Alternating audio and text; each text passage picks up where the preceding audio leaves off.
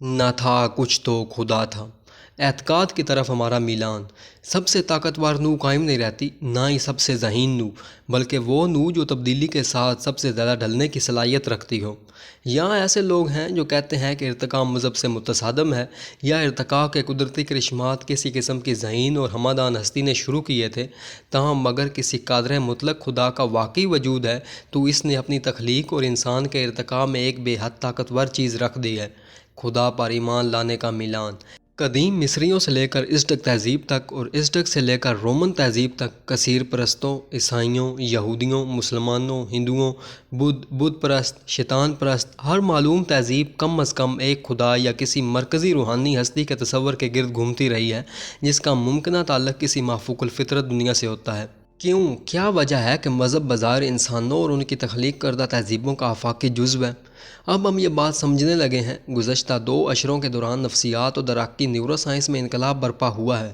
اس انقلاب نے اس سوال کا ارتقائی جواب ملا ہے کہ انسانی دماغ مذہبی عقائد کیوں کر پیدا کرتا ہے، ہم کیوں مخصوص قسم کے عقائد کو جنم دیتے ہیں، اور ہمارے دماغ کیوں انہیں قبول کرنے اور پھیلانے کا رجحان رکھتے ہیں۔ اب ہمارے پاس ٹھوس نظریات اور عملی شواہد موجود ہیں، بشمول دماغ کے اندر کی تصویروں کے، جن سے ان جوابات کو تقویت ملتی ہے۔ معمے کے اجزاء اپنی جگہ پر بیٹھ رہے ہیں۔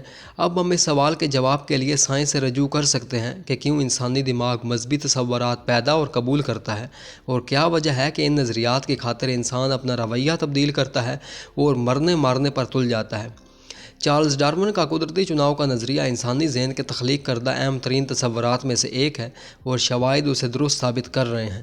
قدرتی چناؤ زمین پر موجود زندگی کے تمام تر تنوع اور رنگا رنگی کے لیے قابل عمل سائنسی تفہیم ہے، اور یہ انسانی دماغ کی کارکردگی اور ساخت کی بھی قابل عمل تفہیم ہے۔ دماغ جو خداؤں اور دیوتاؤں کا مولد ہے۔ اپنے ارد گرد نظر دوڑائیں، ہم سب ایک نو سے تعلق رکھتے ہیں، ہومو سیپینز۔ اگرچہ ہماری شکلیں اور قد کاٹ مختلف ہیں، صلاحیتیں مختلف ہیں، لیکن اس تمام رنگا رنگی کے باوجود کئی خصلتیں موروثی ہیں۔ ہماری شکلیں ہمارے والدین اور رشتہ داروں سے ملتی ہیں، ہماری خامیاں اور خوبیاں اپنے آباء و اجداد کے ساتھ مشترک ہیں، ہم سب کامیابی کا زائدہ ہیں۔ موزوں ترین کی بقا کی اصطلاح کو اکثر لوگ صحیح طریقے سے نہیں سمجھتے۔ ڈارون کے مطابق موزونیت کا مطلب حالات کے مطابق ڈھلنا، ماحول کا مقابلہ کرنا اور نسل آگے بڑھانے کی صلاحیت ہے۔ بقا کی جدوجہد ان جانداروں کو اچھاڑ دیتی ہے جن میں ان صلاحیتوں کا فقدان ہوتا ہے۔ ظاہر ہے کہ ڈارون کو صحیح معلوم نہیں تھا کہ موروثیت ایک نسل سے دوسری نسل تک کیسے منتقل ہوتی ہے۔ اس بات کے علم کے لیے ہمیں 1953 تک کا انتظار کرنا پڑا، جب جیمز واٹسن اور فرانس کرک نے ڈی این اے کی ساخت دریافت کی۔ اس طرح پہلی بار معلوم ہوا کہ موروثیت کی ترسیل کس طرح ہوتی ہے۔ ڈارون میں واٹسن اور کرک کے امتزاج اور قدرتی چناؤ میں جینیٹکس کی آمیزش سے جدید ڈاروینین تالیف وجود میں آتی ہے۔ ہم ارتقائی وقت کے دوران بقا کی خاطر اپنے آپ کو اپنے مخصوص ماحول کے مطابق ڈھال لیتے ہیں، بالکل ایسے ہی جیسے ڈارون نے جزائر گیلاپاگوس کے جانداروں کو اپنے ماحول میں ڈھلتے دیکھا تھا۔ گیلاپاگوس کے علاوہ دنیا میں اور کہیں درختی چھپکلی ایگوینا سمندر میں نہیں رہتی، حتیٰ کہ ایک جزیرے سے دوسرے جزیرے کے جانداروں تک کو تھوڑے سے مختلف مسائل کا سامنا کرنا پڑا، اور انہوں نے اسے اپنے طریقوں سے حل کیا۔ یہاں ہر جزیرے کا اپنا الگ مالیاتی نظام تھا جس میں انہوں نے اپنے آپ کو ڈھال لیا تھا، لیکن اہم تر بات یہ ہے کہ انہوں نے ان خصوصیات کو اگلی نسلوں تک منتقل کیا تھا۔ ہر جاندار بشمول انسان دراصل انہی مطابقتوں کا ایک مربوط مجموعہ یا ماحول کی طرف سے پیش کردہ مسائل کا حل ہے، جسے قدرتی چناؤ طویل ارتقائی زمانے کے دوران وضع کرتا ہے۔ ہر مطابقت کسی مخصوص طریقے سے ان جینز کی بقا میں مدد دیتی ہے جو ان مطابقتوں کی ساخت میں مدد دیتی ہے۔ اپنے آپ پر نظر دوڑائیے، آپ کو زندہ رہنے کے لیے آکسیجن کی ضرورت پڑتی ہے۔ بطور جاندار آپ کو ضرورت تھی کہ آپ ارتقاء کے ذریعے ایک ایسا طریقہ اختیار کریں جس کی مدد سے آپ فضا سے آکسیجن حاصل کر کے اسے اپنے جسم تک پہنچا سکیں۔ آپ کے دل کی ساخت خون کو پمپ کرنے کے مسئلے کا حل پیش کرتی ہے۔ آکسیجن کو دماغ اور دوسرے اعضاء تک پہنچانے کا مسئلہ ہیموگلوبن پروٹین حل کرتی ہے۔ دل ہیموگلوبن میں موجود جس آکسیجن کو پمپ کرتا ہے وہ پھیپھڑوں سے آتی ہے، جو فضا سے آکسیجن کھینچنے کا مسئلہ حل کرتے ہیں۔ ہم اس تمام کارروائی کو عمل تنفس کہتے ہیں۔ انسان کے دماغ اور ذہن پر بھی اسی جدید تالیف کا اطلاق ہوتا ہے۔ دماغ بھی ایک عضو ہے۔ ہارورڈ کے ماہر نفسیات اور تحقیق کارل اسٹیون پنکر کے الفاظ میں ذہن وہ ہے جو دماغ کرتا ہے۔ Mind is what brain does. किसी भी दूसरे ज़िंदा उज़्व की तरह दिमाग भी मुख्तलिफ मरबूत आलात का दिलकश इम्तज़ाज है, जिसे कुदरती चुनाव ने तवील इर्तिकाई ज़मानों के दौरान बका के मखसूस मसाइल हल करने के लिए तख्लीक किया है। इन मुताबिकतों बशमूल समाजी मुताबिकतें जो हमें छोटे ग्रोह में ज़िंदगी गुजारने में मदद देती हैं का इर्तिका ज़हन के अंदर इसी तरीके से हुआ है कि वो इस जीन्स की तरसील में मदद दे सकें जो उनकी साख्त के ज़िम्मेदार हैं। जब आप आईने में अपने आप को देखते हैं तो आँख के पर्दे रेटिना पर बनने वाली तस्वीर उल्टी और दुगबादी होती है। आपका दिमाग मुतअद्दिद बसरी मुताबिकतों के ज़रिए इस तस्वीर को उल्टा सीधा करता है और इसे सह आबादी बनाता है। उनमें रंगों, हरकत, खदोखाल और शक्ल के किनारों को शनाख्त करने वाले अज़ा शामिल हैं जो खामोशी से ये सारा अमल सरअंजाम देते हैं। आप कोई चेहरा देखते हैं तो आप उस शख्स के जिन्स, उम्र, खूबसूरती, हैसियत, जज्बाती हालत, शख्सियत और उस शख्स के गैर मरई दिमाग बाशमूल उसकी नीयत, अकायद और ख्वाहिशात के बारे में तजरीदी अंदाज़ा लगाते हैं। अक्सर औक़ात हमें इन अंदाज़ मुताबिकतों का पता नहीं चलता और उनमें कई तो हमेशा के लिए लाशऊर में छुपी रहती हैं। वो फ़ैसले जो आप पलक झपकते करते हैं उनकी तश्कील में लाखों साल सर्फ हुए हैं। दिमाग ज़हन नाकाबिले यकीन हद तक गंजलक है। अपोलो खलाई जहाज़ का तसव्वुर करें जो आलात का मजमूआ था जिनमें से हर आला मखसूस मालूमात के तजिए के लिए मुख्तस था और कोई एक मखसूस मसला हल करता था। इस दौरान खलाबाज सिर्फ चंद आलात की कारकर्दगी से बाखबर थे। हमारे दिमाग भी इसी तरह काम करते हैं। ज़रा इन चीज़ों पर गौर करें जिनकी आपको आगाही है। यह कुल निज़ाम का एक छोटा सा हिस्सा है। उनकी हैसियत आपके दिमाग में होने वाले सारे कामों के मुकाबले पर आटे में नमक की हैसियत रखती है। यह समझना बहुत ज़रूरी है क्योंकि मज़हब जो कि बज़ाते खुद मुताबिकत नहीं है लेकिन वो उन्हीं मुताबिकतों से तक़वियत पाता है जो हम अपने इर्द गिर्द लोगों के मेले से तामुल करने के लिए इस्तेमाल करते हैं। जो जो इंसानियत इर्तिकाई मनाजिल तय करती गई, ये मुताबिकतें मखसूस समाजी और ज़ाती मसाइल को हल करने के लिए वजूद में आती गईं। तकरीबन इत्तफ़ाक़ी तौर पर लेकिन यकसा तौर पर पुरअसर तरीके से उन्होंने हर मजहबी तसव्वुर, अक़ीदे और रस्म की बारआवरी के लिए खाद फराहम की। मजहबी अकायद मामूली तगैर के साथ समाजी बका के बुनियादी तसव्वुरात हैं। ये बात कि मज़हब इन मुताबिकतों की ज़ैली पैदावार है जो दूसरी वजूहात की बुना पर वजूद में आई थी, उसकी ज़बरदस्त ताकत को कम नहीं करता। जैसा कि हम बाब 9 में बयान करेंगे, लिखना और पढ़ना बज़ाते खुद मुताबिकतें नहीं हैं बल्कि ये इन मुताबिकतों की ज़ैली पैदावार हैं जिनका असल मकसद कुछ और था। तमाम मज़ाहिब जिन्हें कायनात की इल्लत, माहियत और गायत के बारे में अकायद का मजमूआ कहा जा सकता है, किसी एक या एक से ज़ायद मुक़द्दस हस्तियों या असाज़ा पर ईमान लाने से शुरू होते हैं। उनमें से अक्सर में एक ऐसा खुदा या एक से ज़ायद खुदा शामिल होते हैं जो हमसे तामुल करते हैं, हमारी ज़िंदगियों में मुदाखलत करते हैं, हमारी खामोश दुआएं सुनते हैं और उन्हें कबूल करते हैं और हर चीज़ पर कादिर होते हैं। अपने मकसद की खातिर हम सिर्फ़ एक खुदा पर बात करेंगे और उसे मर्द तस्लीम करेंगे। इससे कता नज़र के बहुत से मज़ाहिब ऐसे हैं जिनमें मुतअद्दिद खुदा होते हैं जिनके पास मुख्तलिफ़ किस्म की ताकतें होती हैं, जबकि कुछ मज़ाहिब में देवियाँ भी पाई जाती हैं। ताहम ये सब गैर मामूली तौर पर यकसा होते हैं। उसमें कोई शुबा नहीं कि तीनों बड़े इब्राहिमी मज़ाहिब का खुदा एक ही है, इसलिए हम अपनी मिसालों के लिए उसे इस्तेमाल करेंगे। ये एक पिदरी खुदा है और किसी भी अच्छे बाप की मानिंद हमसे गैर मशरूत मोहब्बत करता है। ताहम अमूमन वो हमारी दुआएं उस वक्त सुनता है जब हम उसकी मतलूबा शिद्दत से इबादत करें, उसकी राह में कुर्बानियाँ दें, ये तस्लीम करें कि हम ख़ता के पुतले हैं और उसका बेतहाशा शुक्र बजा लाएँ, चाहे वो हमारी दुआएं कबूल करे या ना करे, और इस बात पर यकीन रखें कि हम सब बुरे पैदा हुए हैं। यह खुदा न सिर्फ हमारी दुआओं पर फ़ैसले सादिर करता है बल्कि हमारे बारे में दूसरे इंसानों की दुआओं को भी मद्देनज़र रखता है जो हमारे लिए दुआएं करते हैं। और अगर वो हमारी ख्वाहिशात या ज़रूरियात को मुस्तरद कर भी दे तब भी हम इस बात पर यकीन रखते हैं कि हमारे लिए यही बेहतर था। चाहे बज़ाहिर हमें ऐसा दिखाई न देता हो, इस गैर मरई खुदा की हर बात में कोई ना कोई रमज़ पोशीदा होती है। यह सब कुछ हमारे ज़हन में पस पर्दा चलता रहता है, चाहे हम उसके बारे में सोच न रहे हों। नौजवानी में अगर आपकी माँ आपको एक ऐसी लड़की का रिश्ता बताए जो गैर मामूली तौर पर हसीन है, हद से ज़्यादा मालदार है, मेहरबान और मोहब्बत करने वाली है, और अगरचे आपसे कभी नहीं मिली लेकिन फिर भी आपके लिए सब कुछ करने के लिए तैयार है, तो क्या आप उसका यकीन कर लेंगे? खैर, शायद कर भी लें, کہ آخر نوجوانی ہے لیکن شاید صرف چند منٹوں کے لیے، تو پھر کیا وجہ ہے کہ آپ ایک مخفی خدا پر یقین رکھتے ہیں جو یہ سب بلکہ اس سے بھی زیادہ کرتا ہے؟ جو کچھ ہمارے ذہنوں میں ہو رہا ہوتا ہے اس کے مقابلے پر کسی مقدس مافوق الفطرت ہستی پر ایمان رکھنا آسان لگتا ہے۔ خدا پر ایمان لانے کے لیے ہمارا ذہن 20 سے زیادہ اختیار کردہ مطابقتوں کو استعمال کرتا ہے جو قدرتی چناؤ کے ہزاروں جگہوں کے عمل کے نتیجے میں ظہور پذیر ہوئی ہیں۔ ان کا مقصد ہمیں اپنے ساتھی ہومو سیپینز انسانوں کے ساتھ مل جل کر جینا اور اس زمین پر غلبہ حاصل کرنے کے قابل بنانا ہے۔ آگے آنے والے صفحات میں ہم آپ کو بتائیں گے کہ کیوں اور کیسے انسانی اذہان نہ صرف ناممکن کو تسلیم کرتے ہیں بلکہ انہوں نے اس کی خاطر فرقے اور مسلک تشکیل کر رکھے ہیں۔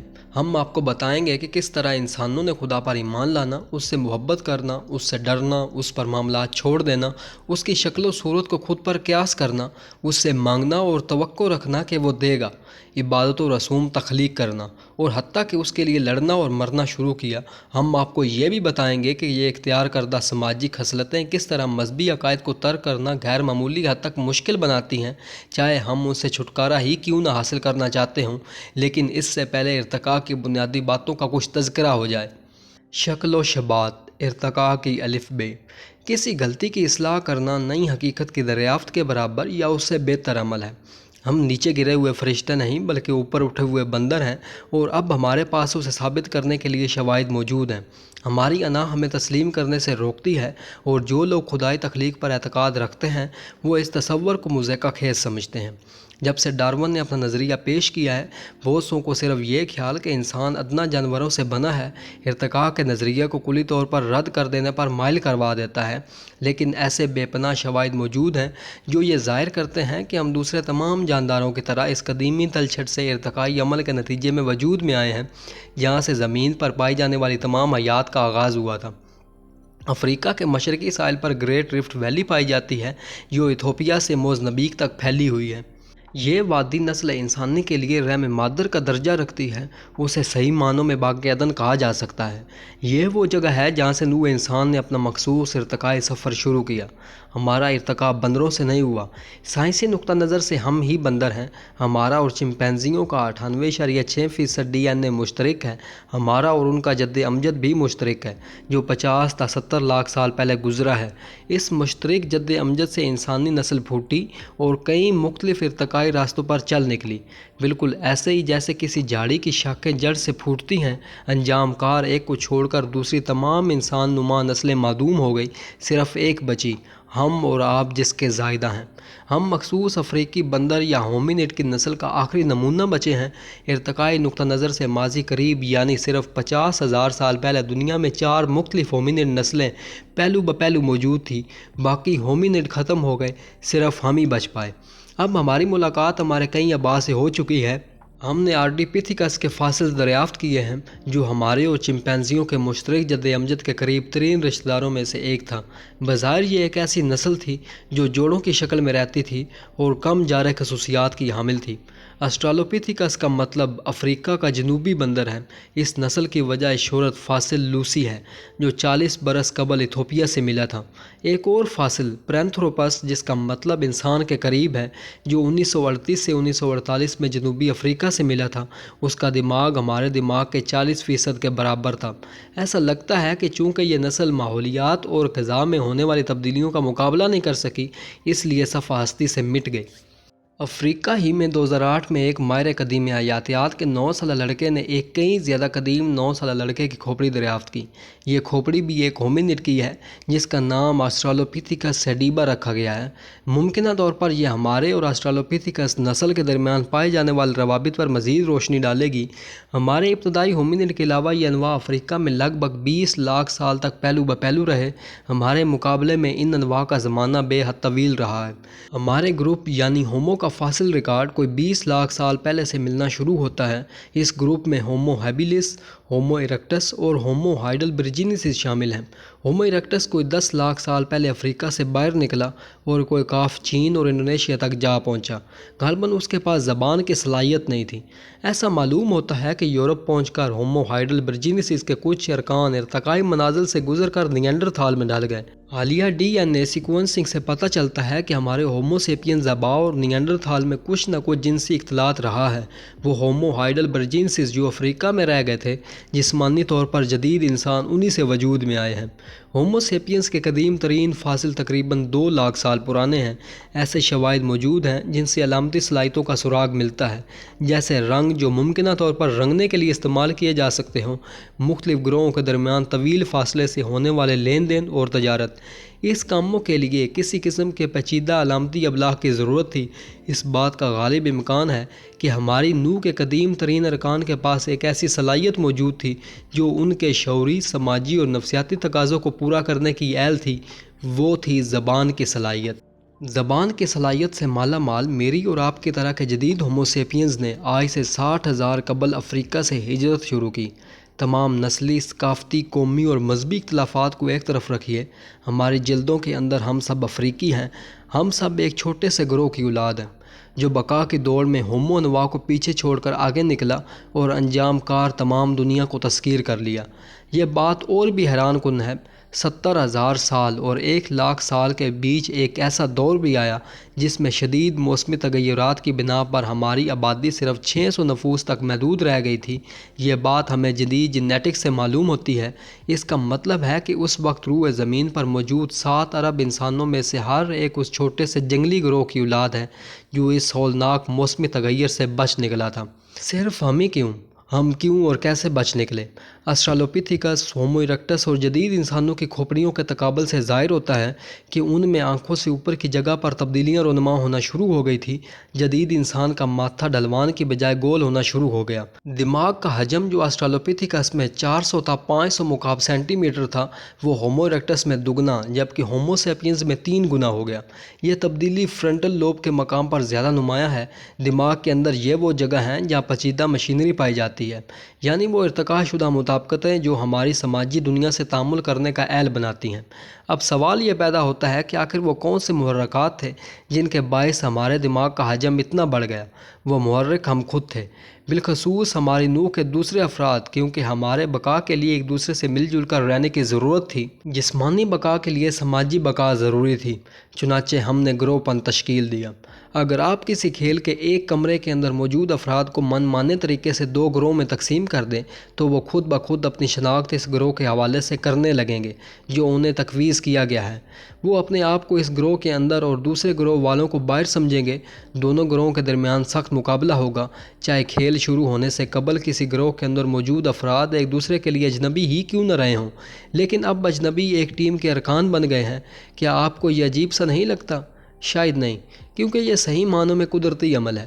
قوی امکان ہے کہ آپ بھی ایسا ہی کریں گے۔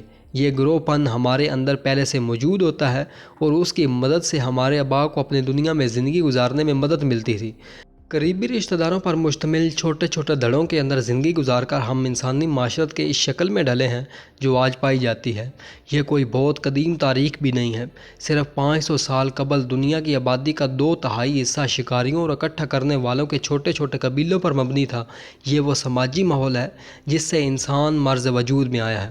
ہم اپنی نفسیات میں کئی لحاظ سے آج بھی خاصے قبائلی ہیں، لیکن پھر یہ بھی ہے کہ ہم اب بھی کم عمر نوع ہیں۔ آپ پوچھیں گے کہ اس کا مذہب سے کیا تعلق ہے؟ سب کچھ۔ مذہب روزمرہ زندگی کے سماجی ذہنی معاملات کو اپنے مقصد کے لیے استعمال کرتا ہے۔ یہ مطابقتی نفسیات کے وہ میکانزم ہیں جنہوں نے ہمارے دوسرے لوگوں کے ساتھ تعلقات قائم کرنے، ان کی نیت اور منشا معلوم کرنے اور تحفظ کا احساس پیدا کرنے میں مدد دی ہے۔ یہ میکانزم ماضی قریب میں ہمارے اولین وطن افریقہ میں پروان چڑھے تھے، انہی کی وجہ سے ہم آج یہاں موجود ہیں۔ مذاہب اگرچہ بذات خود مطابقت نہیں ہے، لیکن مذہبی سوچ نفسیاتی میکانزموں کی ذیلی پیداوار ہے جو ہمیں دوسرے لوگوں کی سماجی دنیاؤں کا تصور کرنے میں مدد دیتے ہیں۔ یہ صلاحیتیں انسان کی بقا کے لیے بے حد ضروری ہیں۔ چونکہ مذاہب ان مطابقتوں کو معمولی سا تبدیل کرتا ہے، اس لیے یہ بھی اتنا ہی طاقتور ہے۔ چلیے ان مطابقتانہ ذیلی پیداواروں کو ایک اور زاویے سے دیکھتے ہیں۔ کیا آپ کو فاسٹ فوڈ پسند ہے؟ ایک بڑے سائز کا لذیذ برگر، خستہ فرنچ فرائز اور یا کولا۔ بہت سے لوگ اس قسم کا کھانا پسند کرتے ہیں اور بعض اوقات انہیں اس کی شدید طلب بھی ہوتی ہے۔ اگر آپ کو فاسٹ فوڈ کی طلب نہیں ہوتی تو ممکن ہے کہ کبھی کبھار مرغن کھانے کی ہوتی ہو یا آئس کریم کی۔ ہو سکتا ہے کہ آپ اپنی صحت کا خیال رکھتے ہوں، اس لیے ان سے گریز کرتے ہوں، لیکن قوی امکان ہے کہ آپ کبھی کبھار مغلوب ہو کر اپنی مرضی کے بغیر اس قسم کا کھانا کھا لیتے ہوں۔ اس سے کیا فرق پڑتا ہے؟ اگر آپ فاسٹ فوڈ، مرغن کھانے یا چاکلیٹ آئس کریم کی طلب کی نفسیات سمجھتے ہوں تو پھر آپ مذہب کی نفسیات بھی آسانی سے سمجھ سکتے ہیں۔ ہمارا ارتکاب بہت شدید اور خطرناک ماحولوں میں ہوا ہے۔ اسی دوران ہمارے اندر ایسی غذاؤں کی طلب پیدا ہوئی ہے جو ہمارے لیے جسمانی طور پر بے حد ضروری تھی۔ کسی کو بھی کھیروں کی طلب نہیں ہوتی۔ بعض اقسام کی سبزیاں اور جڑیں قدیم زمانے میں بھی دستیاب تھیں، لیکن ہم سب کو چکنائی والی غذا اور مٹھائیوں کی طلب ہوتی ہے۔ ابتدا میں چکنائی والی غذا شکار کیے ہوئے جانوروں کی چربی ہوا کرتی تھی جو پروٹین اور کیلوریز کا انمول ذریعہ تھی۔ ابتدا میں میٹھی چیزیں پکے ہوئے پھل ہوا کرتے تھے جن میں صحت بخش کیلوریز اور وٹامن سی موجود تھے۔ اسی زمانے میں غذا کی فراوانی کا کوئی سوال نہیں تھا۔ یہ امکان ہر وقت سر پر منڈلاتا رہتا تھا کہ شاید کل فاقہ پڑ جائے۔ طلب ایک مطابقت ہے۔ یہ ایک بے حد اہم لیکن حیات بخش نایاب کھانوں کی تلاش کا حل پیش کرتی ہے۔ جب ہمارے آباء کو ان کی طلب ہوا کرتی تھی وہ ان کھانوں کی تلاش میں نکل پڑتے تھے۔ اس کی وجہ سے ان لوگوں کے مقابلے پر ان کی بقا کا امکان زیادہ ہوا کرتا تھا جس کے اندر اس طرح کی کوئی طلب پیدا نہیں ہوتی تھی، اور جب وہ جہاں سے اور جیسے بھی یہ خوراکیں حاصل کر لیتے تھے تو پھر اپنی اشتہا سے بڑھ کر کھاتے تھے۔ جس دنیا میں ہمارا ارتقاء ہوا ہے اس میں انہیں کچھ پتہ ہی نہیں ہوتا تھا کہ اگلے دن کچھ کھانے کو ملے گا یا نہیں۔ ضرورت سے زیادہ اشتہا اور اس مطابقت نے انہیں خوراک کی فراہمی کی غیر یقینی صورتحال کو حل کرنے میں مدد دی۔ لیکن آج دنیا کے بیشتر ترقی یافتہ ملکوں میں خوراک وافر مقدار میں موجود ہے، اس لیے انسانی تہذیب نے اس طلب کی تسکین کے لیے نئے راستے تلاش کر لیے ہیں۔ اب ہمارے پاس فاسٹ فوڈ ہے جس میں مضر سے چکنائی ہوتی ہے جو ہماری رگوں کو تنگ کرتی ہے اور وزن بڑھاتی ہے۔ کہاں یہ خوراک اور کہاں ہمارے باؤ اجداد کا شکار کیا ہوا گوشت اور جنگلی پھل۔ رس بھرے پھلوں کی جگہ پر اب ہمارے پاس سوڈا اور ٹافیاں ہیں۔ یہ جانتے بوجھتے ہوئے بھی کہ چکنائی، نمک اور چینی ہمارے ساتھ کیا کر سکتے ہیں، ہمارے اندر ان غذاؤں کی طلب موجود ہے، اور جب تک ہمیں تربیت نہ دی جائے ہم انہیں گوشت اور پھلوں پر ترجیح دیتے رہیں گے۔ کیوں؟ اس لیے کہ ان کے اندر غیر معمولی تقریب آفر محرک موجود ہیں۔ ہمارے دماغ کیلوریز کی اس حالیہ بہتات کو اچھی چیز سمجھتے ہیں۔ ویسے ہی جیسے یہ ہمارے اجداد کی ضرورت ہے، ہمارے دماغ ہمیں اس کا صلہ بھی دیتے ہیں۔ جب ہم اپنی پسندیدہ خوراک کھاتے ہیں تو دماغ کے اندر لطف و نشاط کے مراکز مسرت سے جھوم اٹھتے ہیں۔ ہم جو محسوس کرتے ہیں وہ محض ایک معمولی تسکین نہیں ہوتی، بلکہ ایک شدید انبساط کی کیفیت ہوتی ہے جو دماغ میں کیمیائی مادوں کے خارج ہونے سے پیدا ہوتی ہے۔ ان میں سے ایک اہم کیمیائی مادہ ڈوپامین کہلاتا ہے۔ یہ مادے نہ صرف ہمیں لطف کی لہر فراہم کرتے ہیں بلکہ یہ ہمیں مائل کرتے ہیں کہ ہم یہ نشاط انگیز عمل دہرائیں۔ لطف کا یہ احساس بھی ایک مطابقت ہے۔ ابتدا میں یہ خوراک کی طلب پیدا کر کے اہم خوراک تلاش کرنے اور اس کے ملنے کے بعد اطمینان کی کیفیت کے باعث اہم خوراک کی فراہمی میں مدد دیتا تھا۔ نئے زمانے کی خوراکوں کے لیے ہمارے غیر منطقی طلب ان مطابقتوں کا نتیجہ ہے جنہوں نے ہماری بقا میں مدد دی ہے۔ لیکن جدید خوراکوں میں ہمارے آباء کی غذاؤں کے مقابلے پر کہیں زیادہ چکنائی اور چینی ہے، اس لیے ہماری طلب کو پورا کر کے پرانے زمانے کے گوشت اور پکے پھلوں کے مقابلوں پر کہیں زیادہ شدید جذباتی تسکین فراہم کرتی ہے۔ اس لیے یہ کہنا مضحکہ خیز بات نہیں ہے کہ اگر آپ فاسٹ فوڈ کی نفسیات سمجھ لیں تو آپ پر مذہب کی نفسیات بھی سمجھ لیں گے۔ فاسٹ فوڈ تخلیق کرتے وقت ہم نے غیر شعوری طور پر خوراک کے طلب کی قدیم مطابقتوں کو ہائی جیک کر لیا تھا۔ فاسٹ فوڈ کی طلب ارتقائی عمل نہیں ہے، لیکن ہمارا دماغ سمجھتا ہے کہ یہ بھی ایک مطابقت ہے۔ فاسٹ فوڈ کی یہ طلب ذیلی پیداوار ہے، لیکن اب یہ طلب خطرناک بن گئی ہے، کیونکہ اگر یہ قابو سے باہر ہو جائے تو اس سے صحت کے مسائل پیدا ہو سکتے ہیں جن کا ہمارے آباء کو کبھی سامنا نہیں کرنا پڑتا تھا۔ یہ ساری بحث ہمیں دوبارہ مذہب پر لے آتی ہے، یا یوں کہنا چاہیے کہ ان مطابقتوں پر جن سے عقائد کا نظام تشکیل پاتا ہے۔ کیا ہمیں جس کی طلب ہوتی ہے وہ ہمارے لیے اچھا ہے؟ ہماری روزانہ کی روٹی، رکھوالے کی تمنا۔ مجھے لگتا ہے کہ تمام تر اعلیٰ خصوصیات کے باوجود انسان کے جسم کے اندر اس کی ادنیٰ ابتدا کے ان مٹ آثار موجود ہیں۔ ہمارے دماغ کے پس منظر میں بقا سے متعلق ایسی کئی مطابقتیں ہیں جو حرکت میں آنے کے لیے اشارے کی منتظر ہیں۔ یہ ہمیں دنیا، علی المخصوص سماجی دنیا میں زندگی بسر کرنے کے قابل بناتی ہیں۔ ہم ان پر توجہ نہیں دیتے، اور اگر توجہ دیں بھی تو سرسری سی، لیکن یہ ہماری بقا کے لیے اشد ضروری تھی اور اب بھی ہیں۔ یہ مطابقتیں ہمارے مذہبی عقائد کی بنیاد ہیں۔ وابستگی کا نظام۔ جیسا کہ ایک نغمے میں کہا گیا ہے کہ ہم سب کو سہارے کی ضرورت پڑتی ہے، وابستگی کا نظام ہماری سب سے طاقتور مطابقت ہے۔ اس کے بغیر نسل کا ارتقاء تو الگ رہا، بقا تک ممکن نہیں تھی۔ ہم میں سے اکثر لوگ جب تناؤ کا شکار ہوتے ہیں تو کسی نہ کسی رکھوالے سے رجوع ضرور کرتے ہیں جو ہماری دیکھ بھال کر سکے۔ یہ عمل ہمارے دنیا میں آتے ہی شروع ہو جاتا ہے، بلکہ طبی نقطہ نگاہ سے اس سے بھی پہلے سے۔ اس عمل کو سب سے پہلے برطانوی ماہر نفسیات جان بولبی نے 1940 میں بیان کیا تھا۔ بعد میں اس کی مزید توضیح و تشریح کینیڈین امریکی نفسیات دان میری آئنز ورتھ نے ماں اور بچے پر تجربات کے سلسلے میں مدد کی۔ اس سے پتہ چلا کہ بچے اور والدین کے درمیان تعلق وابستگی کے نظام کی وجہ سے قائم ہوتا ہے۔ یہ ہمارے ممالیاتی ورثے کا حصہ ہے جو کروڑوں برس پرانا ہے۔ نیورو سائنسدانوں کا کہنا ہے کہ یہ وابستگی اتنی بنیادی ضرورت ہے کہ دماغی خلیوں کا ایک نیٹ ورک اس پر معمور ہوتا ہے۔ طویل مدت تعلق ایکسیٹوسن نامی ایک رطوبت قائم کرتی ہے۔ ہم اس رطوبت کے بارے میں آئندہ چل کر زیادہ تفصیل سے پڑھیں گے۔ جب ہم کم سن اور لاچار ہوتے ہیں تو وابستگی کے باعث ہمیں اپنے تحفظ کے بنیادی وسیلے کے ساتھ نتھی ہونے میں مدد ملتی ہے۔ جب ہم بڑے ہو جاتے ہیں تو وابستگی کا نظام رومانی محبت کی شکل اختیار کر لیتا ہے۔ اگرچہ طویل مدتی تعلق کے بعد اس رومان کے رنگ مدھم پڑ جاتے ہیں، تاہم وابستگی کا نظام اپنی جگہ برقرار رہتا ہے۔ یہ بچے اور والدین کے درمیان تشکیل پانے والا وابستگی نظام ہی ہے جو بڑوں کے درمیان رشتوں کو مضبوط بناتا ہے۔ وابستگی کا نظام بڑوں کی زندگی کے دوسرے تعلقات کو بھی متاثر کرتا ہے۔ قریبی دوستیاں اس سے فائدہ اٹھا سکتی ہیں۔ یہی وجہ ہے کہ ہم مشکل حالات میں بعض لوگوں پر تکیہ کرتے ہیں اور بعض پر نہیں۔ جیسے جیسے ہمارا ارتقاء ہوتا گیا اور ہم چھوٹے گروہوں میں ڈھلتے گئے، ساتھیوں اور دوسرے لوگوں سے وابستگی نے ہماری بطور فرد اور بطور نسل بقا میں مدد دی۔ ہمارے آباء کے اندر وابستگی کے نظام کی ایک ناقابل فراموش مثال قدیم زمانوں کے ماہر بشریات ایلن واکر اور پیٹ شپ مین کی بدولت ملتی ہے، جس نے ہومو اریکٹس نسل کی ایک عورت کا تذکرہ کیا ہے۔ اس کے فاصل افریقہ میں ملے تھے کہ وہ عورت وٹامن اے بہت زیادہ مقدار میں کھانے کی وجہ سے ہلاک ہوئی تھی۔ ممکنہ طور پر اس نے کسی جانور کا جگر کھایا تھا جس میں یہ وٹامن موجود تھا۔ قیاس کہتا ہے کہ وہ اس زہر خوردنی کے بعد ہفتوں یا مہینوں تک زندہ رہی، جس دوران اس کے جوڑوں سے خون بہتا رہا اور وہ شدید تکلیف میں رہی۔ یہ عورت دسیوں لاکھ سال پہلے کے حالات میں کسی نگہدار کے بغیر زندہ رہ سکتی تھی۔ کوئی نہ کوئی لازماً اسے کھانا اور پانی دیتا رہا ہوگا اور جنگلی جانوروں سے اس کی حفاظت کرتا رہا ہوگا۔ آج ہم وابستگی کے اس نظام کو ہر روز اپنی زندگیوں اور دوستوں، چاہنے والوں اور بچوں کے ساتھ تعلقات میں روبہ عمل دیکھتے ہیں۔ در حقیقت وابستگی کے نظام کو عموماً ویسے ہی تسلیم کر لیا جاتا ہے۔ نہ صرف لوگ اپنے خاندان کے ساتھ وابستہ ہوتے ہیں، بلکہ وہ اپنے پالتو جانوروں، اپنے چاہنے والوں اور اپنے دوستوں کے ساتھ بھی۔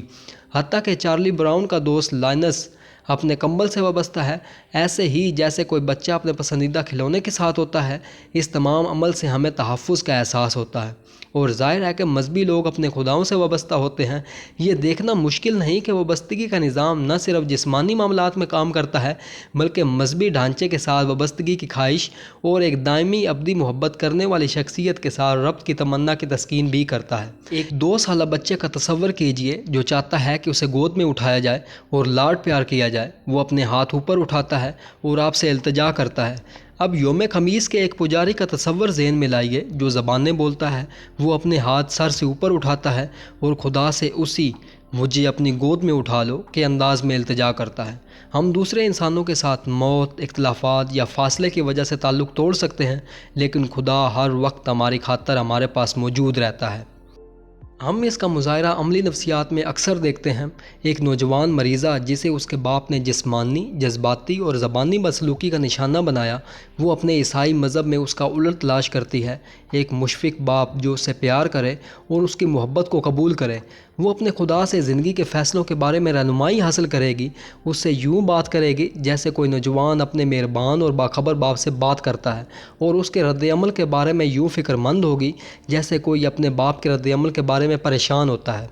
حقیقت یہ ہے کہ ہمارے اندر ایک رکھوالے کی آرزو کبھی ختم نہیں ہوتی۔ آپ کو اور آپ کے پیاروں کو بھوک، بیماری، تباہی، موت اور زندگی کی دوسری مصیبتوں سے کون بچائے گا؟ آپ کے والدین۔ جب آپ چھوٹے تھے تو خدا کے تصور کو سمجھے بغیر آپ کے والدین خداؤں کے مانند تھے جو سب کچھ کر سکتے تھے۔ اگر وہ اب بھی زندہ ہیں تو آج آپ انہیں ایک عام انسان سمجھتے ہیں جن کے پاس آپ کے تحفظ، زخموں کو ٹھیک کرنے اور قسمت کا دھارا بدلنے کی کوئی صلاحیت موجود نہیں ہے۔ ہو سکتا ہے کہ اب وہ آپ پر انحصار کرتے ہوں، ایک ہمدان اور قادر مطلق خدا کو اگر بار بار پکارا جائے تو نہ صرف وہ ہمیں اور ہمارے چاہنے والوں کو تحفظ فراہم کرتا ہے بلکہ ہمارے ہم خیال لوگ ڈھونڈنے میں بھی ہماری مدد کرتا ہے، ہمیں موت کے خوف سے بچاتا ہے، ہماری نجات کو یقینی بناتا ہے اور ہمیں وہ اخروی زندگی بخشتا ہے جس میں ہماری تمام تکالیف کا صلہ دیا جائے گا۔ یہ مذہب کا وعدہ ہے۔ ہمارے والدین ہمیشہ ہماری دیکھ بھال نہیں کر سکتے لیکن خدا کر سکتا ہے۔ شیروں کی کچھار میں پھنس کر ہر کوئی خدا کو ماننے لگتا ہے۔ مذہب ہمیں مفوق الفطرت والدین فراہم کرتا ہے۔ یہ وہ زبردست شخصیات ہیں جن کے ساتھ انسان وابستہ ہو جاتا ہے اور یہ ایسی قوتوں کے مالک ہوتے ہیں جن کا روزمرہ کی زندگی میں ہم کبھی مشاہدہ نہیں کر سکتے۔ البتہ جب ہم مشکل میں ہوتے ہیں تو خدا سے رجوع کرتے ہیں کہ وہ ہماری دعائیں سنیں، ہماری خواہشات پوری کرے۔ ہماری مشکلات چاہے کتنی سخت کیوں نہ ہو، ان کے عوض ہمیں اجر کے یقین دہانی کروائے۔ ضرر رساں فاسٹ فوڈ کی طلب کی طرح مذہبی خیالات کی جڑ بھی مطابقتوں میں ہے، لیکن آج کے مظاہر مفوق الفطرت ترغیب اور پرکشش اجزاء فراہم کرتے ہیں جن کی وجہ سے انسان کے اندر ہلمین مزید کی تڑپ بیدار ہو جاتی ہے۔ فاسٹ فوڈ کی طلب کی طرح مذہبی خیالات بھی ایسی مطابقتوں سے ابھرتے ہیں جنہوں نے ہمارے اجداد کو بقا میں مدد دی، لیکن اس کا یہ مطلب نہیں کہ یہ مطابقتیں ہمارے لیے مفید ہیں۔ آپ کیا پسند کرتے ہیں؟ سبزی یا مرغ روسٹ، گوبھی یا آئس کریم؟ آپ کو کون سی غذا سے زیادہ لطف ملتا ہے؟ وابستگی اور دھتکار۔ مذہب کو قبول کرنے اور اسے مسترد کرنے وابستگی کی ضرورت کام کرتی ہے۔ سادہ الفاظ میں ہم کسی محبت کرنے والی اور دائمی شخصیت پر یقین رکھنا چاہتے ہیں۔ یہ بات ہم چارلز ڈارون کی زندگی میں بھی دیکھ سکتے ہیں۔ جب وہ 1831 تا 1836 اپنے مشہور بحری سفر پر گیا تو اس وقت وہ تخلیق پر یقین رکھتا تھا۔ جب وہ لوٹا تو اس نے جزائر گلاپاگوس سے حاصل کردہ پرندے مائر طیور جان گولڈ کو دے دیے۔ ڈارون نے پہلے ہی اس امکان پر غور کر لیا تھا کہ انواع جامد نہیں ہوتی، زیادہ واضح طور پر وہ خدا کی تخلیق نہیں ہیں۔ جب گولڈے نے ڈارون کو بتایا کہ گلاپاگوس کے پرندے فنچ نامی نسل سے تعلق رکھتے ہیں جن کا پہلے سائنسی تذکرہ نہیں ملتا، تو ڈارون سمجھ گیا کہ یہ انواع ماحول تبدیل ہونے کی وجہ سے وقت کے ساتھ ساتھ تبدیل ہو گئی ہیں۔ 1837 کی گرمیوں میں ڈارون نے اپنی مشہور کاپیاں کھولیں اور زندگی کا درخت بنایا، ٹری آف لائف، جس میں اس نظریے کو واضح کیا گیا تھا کہ انواع ارتقائی عمل سے گزرتی ہیں۔ اس نے لکھا کہ انسان اپنے عالم غرور میں سمجھتا ہے کہ وہ ایک شاہکار ہے جسے کسی عظیم ہستی نے تخلیق کیا ہے۔ میں سمجھتا ہوں کہ اس کی ابتدا جانوروں سے ہوئی ہے۔ ڈارون کو ابھی اسی طریقہ کار کا علم نہیں تھا جس کے تحت انواع میں وقت گزرنے کے ساتھ تبدیلیاں رونما ہوتی ہیں۔ ستمبر 1838 میں اس نے ٹی آر مالتھوس کا مقالہ پڑھا، آبادی کے اصولوں پر ایک مضمون، جس میں اس نے نظریہ پیش کیا تھا کہ جانور اس سے کئی زیادہ بچے پیدا کرتے ہیں جتنے بچ پاتے ہیں۔ اس کا خیال تھا کہ بقا کے لیے جدوجہد ہوتی ہے اور جن کے اندر بچ جانے کی اور نسل کو آگے بڑھانے کی صلاحیت ہوتی ہے وہی باقی رہتے ہیں۔ اس نے گتھی سلجھا لی تھی، لیکن ڈارون تک کو مذہب رد کرنے میں وقت لگ گیا۔ اس وقت اس کی منگنی مذہبی خیالات کی حامل cousin Emma veg would say ہوئی تھی۔ 1838 کے موسم خزاں میں کس وقت ڈارون نے اسے اپنے خیالات سے آگاہ کر دیا ہوگا؟ ایما نے اسے خط لکھا: میری عقل مجھے سجھاتی ہے کہ ایماندارانہ اور باضمیر شکوک گناہ نہیں ہے، لیکن میں سمجھتی ہوں کہ یہ ہمارے درمیان ایک دردناک خلیج پیدا کر دیں گے۔ جنوری 1839 میں ان کی شادی ہو گئی۔ ڈارون نے اس وقت اپنے قدرتی چناؤ کے نظریے پر کام مکمل کر لیا تھا، لیکن یہ 20 سال تک غیر مطبوع رہا، جس کی جزوی وجہ یہ تھی کہ ڈارون جانتا تھا کہ اس کی اشاعت سے اس کی بیوی کو کس قدر صدمہ پہنچے گا، لیکن 1850 تک دونوں کے درمیان اتوار کی صبح کو فرق دیکھا جا سکتا تھا۔ وہ ایما اور بچوں کے ساتھ چہل قدمی کرتے ہوئے گرجے تک جاتا تھا۔ ایما اور بچے گرجے کے اندر چلے جاتے اور ڈارون اپنی چہل قدمی جاری رکھتا۔ جب اس کی چہیتی بیٹی اینی تپدک سے فوت ہو گئی تو اس کے مرتے ہی ڈارون کا مذہبی عقیدہ بھی مر گیا۔ 1881 میں اپنے مرنے سے ایک سال قبل اپنی آبیتی پر کام کرتے ہوئے ڈارون نے ایما کا خط پڑھا، جس میں اس نے 1839 میں لکھا تھا: میری دعا ہے کہ سائنسی نظریات کی جستجو میں کسی چیز پر اس وقت تک یقین نہ کرنا جب تک وہ ثابت نہ ہو جائے، تمہارے ذہن کو ایسی چیزوں کے بارے میں بھی متاثر نہ کر دے جو ثابت نہیں کی جا سکتی۔ ایما کٹر عیسائی تھی، اس لیے اسے ڈارون کے خیالات اور اس کے مذہب پر یقین نہ رکھنے سے تکلیف ہوتی تھی۔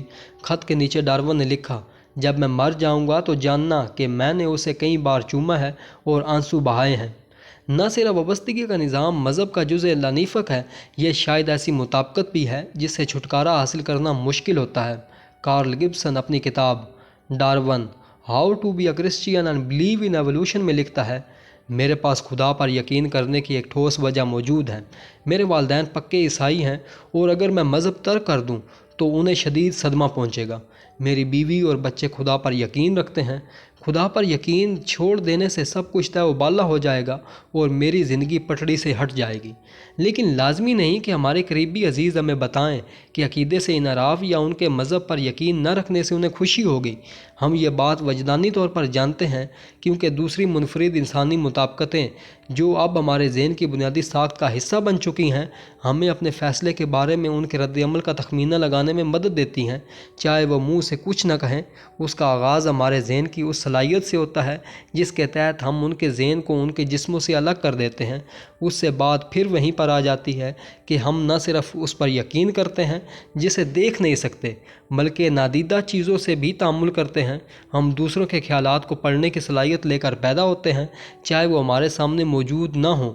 ایک طرح سے ہم جن سے وابستہ ہوں ان کے فرضی دوست بن جاتے ہیں۔